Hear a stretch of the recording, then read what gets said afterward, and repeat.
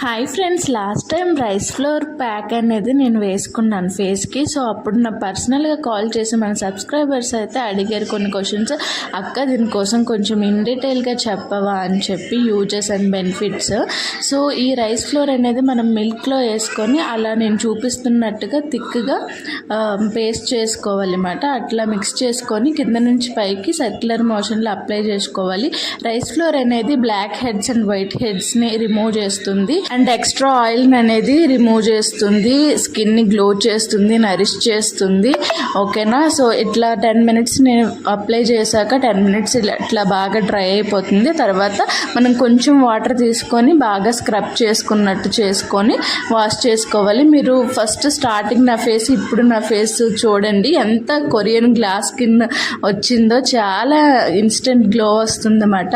చాలా బాగుంటుంది. All type of స్కిన్స్కి అయితే